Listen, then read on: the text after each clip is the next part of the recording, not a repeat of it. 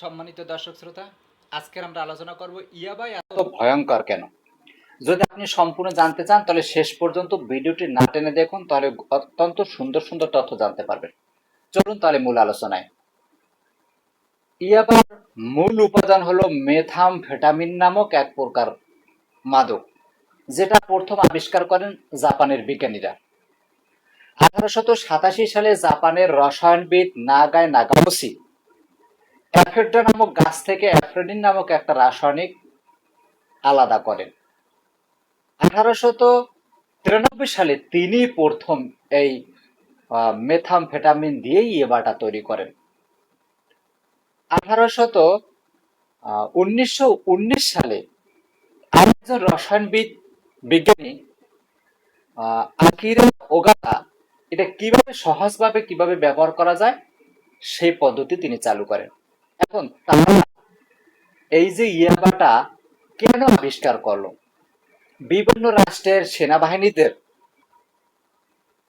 জন্য ব্যবহার এটা তৈরি করা হয়। কেন সেনাবাহিনীদের জন্য তৈরি করা হলো, আর কেনই বা বিভিন্ন রাষ্ট্রের সেনাবাহিনীরা এটা ব্যবহার করে এবং তাদেরকে ব্যবহার করা হতো। কেন ব্যবহার করা হতো? সেনাবাহিনীরা যাতে কাজে মনোযোগ দিতে পারে, তাদের যাতে ক্ষুধা কম লাগে, হ্যাঁ, তাদের যাতে সজাগ থাকতে পারে, চোখে ঘুম না আসে, ক্লান্তি না আসে, এই সমস্ত উপর বিবেচনা করে বিজ্ঞানীরা এটাকে আবিষ্কার করেছে। কিন্তু দুঃখের বিষয়, যার জন্য আবিষ্কার করেছে সেটা মূলত কার্যকারী না হয়ে সেটা অন্য একটা ক্ষতিকর দিকে চলে গেছে।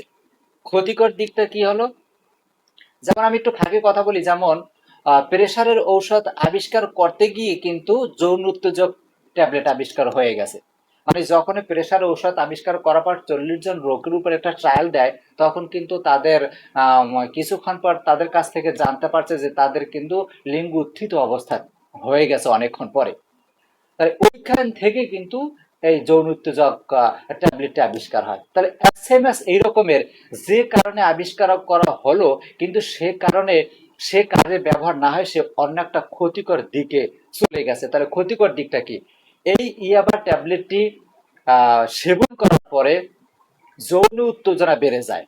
এক, মস্তিষ্কের যে স্বাভাবিক কার্যক্রম সেগুলো নষ্ট হয়ে যায়, ভয় কমে যায়, লজ্জা কমে যায়, রাগ রাগ জন্মে, তারপরে হিংস্র প্রকৃতির একটা আচরণ করে। এখন এই যে উদ্দেশ্য করা হইলো, কিন্তু সেটা না যাই সে অন্য একটা রূপ ধারণ করছে। আর এই একটা অন্য রূপে ধারণ করার মূল কারণ হলো যে সে যে একটা রাসায়নিক পদার্থ যেটা মেথামফেটামিন নামক ব্যবহার করছে, ওই মেথামফেটামিন। মেথামফেটামিনটা কি করে? এই মেথামফেটামিনটা মস্তিষ্কের ডোপামিন এবং অ্যাড্রেনালিন হরমোনটা ব্যাপক পরিমাণে বাড়িয়ে দেয়। আর এই ব্যাপক পরিমাণে যখন বাড়িয়ে দেয়, তখন কিন্তু আপনার শরীরের ভিতরে বিভিন্ন উপসর্গ দেখা দেবে। এই ট্যাবলেটটা সেবন করার 30 মিনিট থেকে 1 ঘন্টার ভিতরে কিন্তু এর কার্যকারিতা শুরু হয়। 24 ঘন্টা পর্যন্ত কিন্তু এর কার্যকারিতা ঠিক থাকে, তারপর আস্তে আস্তে কমে। এখন যে কোনো ব্যক্তি যদি প্রথম পর্যায়ে এটাকে সেবন করে, তাহলে কিন্তু তার মারাত্মক অবস্থা রূপ ধারণ করবে। আর যদি আস্তে আস্তে সেবন করতে করতে করতে করতে একসময় শরীরের সাথে অ্যাডজাস্ট হয়ে যায়, তখন কিন্তু কিছুটা শীতল হয়। এখন কি কি? যেমন আপনি যখন প্রথম সেবন করার পরে, যারা প্রথম সেবন করেছে কিন্তু তাদের অনেকেই সাক্ষাৎকার বা বিভিন্ন চ্যানেলের মিডিয়ার মাধ্যমে আমরা জানতে পারছি যে তাদের কিন্তু মস্তিষ্ক স্বাভাবিকভাবে কাজ করে না, তাদের ভয় থাকে না, লজ্জা থাকে না, যৌন উত্তেজনা ব্যাপক হারে বেড়ে যায়, এমন ভাবে বেড়ে যায় তারা কাম সাধনায় অভ্যস্ত হওয়ার জন্য উদ্গ্রীব হয়ে পড়ে, করতে হবে এরকমের একটা তাদের মনে চিন্তা ভাবনা এসে যায়। আর এটা সেবন করার পরে কিন্তু হাই আসে, বারবার হাই আসে, হৃদস্পন্দন বেড়ে যায়, হার্টবিট বেড়ে যায়, শরীর গরম হয়ে যায়, পানির শূন্যতা হয়ে যায়, যেন মুখ কিন্তু শুকিয়ে যায়। পানির শূন্যতার কারণে মুখ শুকিয়ে যায়, ক্ষুধা কমে যায়, ঘুম কমে যায়।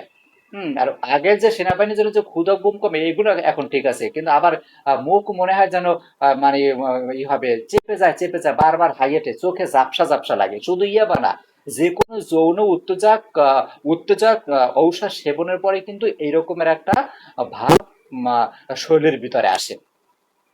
এখন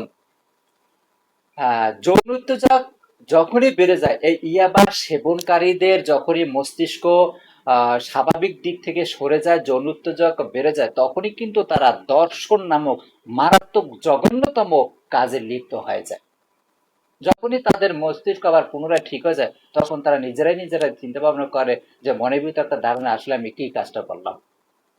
তাহলে এখন আমাদের সমাজ থেকে যদি দর্শন নামক জঘন্যতম অপরাধটা যদি আমরা বিদায় দিতে চাই, তাহলে আমাদের আগে বিদায় দিতে হবে মাদক।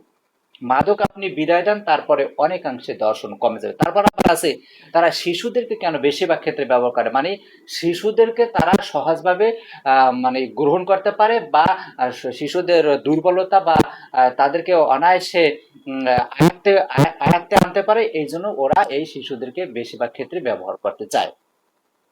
এখন আপনার শিশুকে যদি নিরাপত্তা দিতে চান, সমাজকে যদি কলুষিত মুক্ত করতে চান, সমাজকে যদি দর্শন মুক্ত করতে চান, তাহলে আসুন আমরা সবাই একসাথে জোরালোভাবে বলিষ্ঠ কণ্ঠে আওয়াজ তুলি, আগে মাদককে না বলি।